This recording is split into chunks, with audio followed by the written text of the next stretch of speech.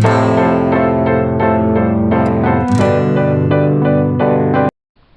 guys, what is up? It is I, James Penalty, for my 19th video on my channel, and this video is going to be the video I promised. It is going to be my review on WWE 2K14. Now, as for this game, I'm going to say right now, it's a very enjoyable game, very cool, good features to it.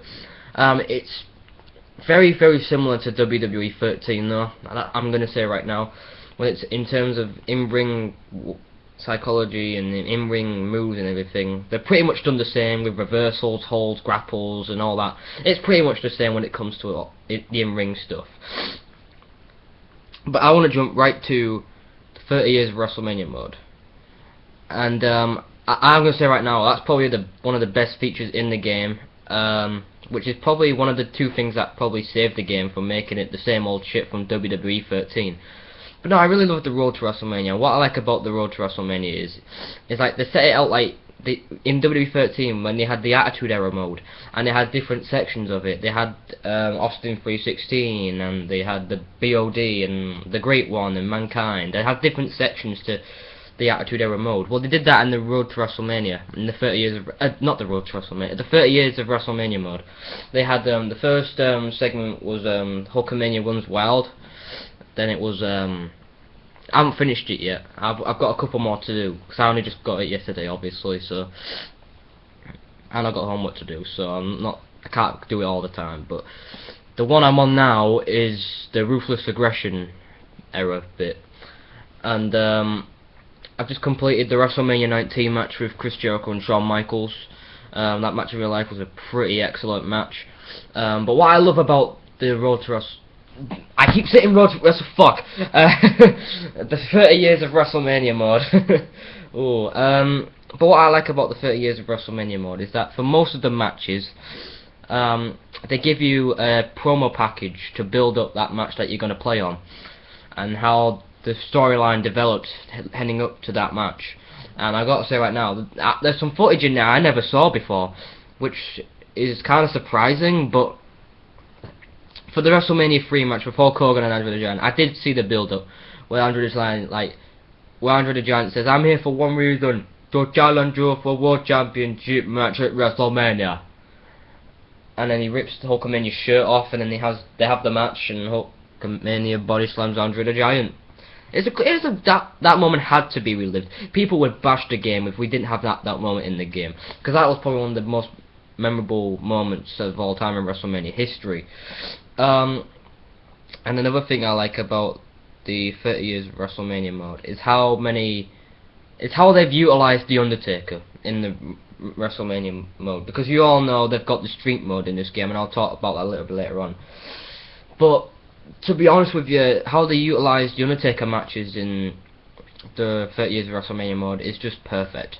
How they have the matches with King Kong Bundy and Diesel, and how they have the exact attires for that exact match. And that's what I mean, the attention to quality of the attires and detail and graphics and everything, all of that was just well done, perfect in my opinion. And just how they utilised his streak as well in the game, how they made it more memorable, not just having the streak mode, but having separate matches on the 30 years of WrestleMania mode, which makes the streak look more like £1 million, more like $1 million, and make it more prestigious. So that's what I really like to see, and how they utilise the streak in this video game. Getting on to the Universe mode, I haven't really done much on Universe, to be fair. I'm going to be very honest, because to be honest, it's not a bad Universe this year. There's a lot of cool things you can do. You can edit titles, championships, rosters, like you can do all the time. Universe is kind of pretty much the same from last year, so I'm not going to go too full in depth with it. And yes, getting on now to the Undertaker's Streak mode. Now this is, in my opinion, the best feature in the game. When I first saw it, I immediately went on to, because you have two modes, you can either defeat the streak or defend the streak. Defend the streak is where you compete in a gauntlet match in a series of competitors until you can no longer compete anymore. I think that's what it is. But defeat the streak mode, oh my god, let me just say, they made this so more unique than I I thought this was going to be the easiest thing, the greatest thing since sliced bread, where you just do a few moves and then you hit your finisher on the Undertaker and that's it. I thought this game would be I thought this street mode would be a piece of piss, but actually it was fucking hard. It was so hard. Let me tell you, the first time I tried to beat the streak, I was The Rock and I went up against the Undertaker. It took me a few good tries to beat the Undertaker. I thought I'd get it on my first attempt. Oh no, I kept time. You know when you try to kick out and there's like that little bar, you have to stop it in between? I kept mistiming that so many times.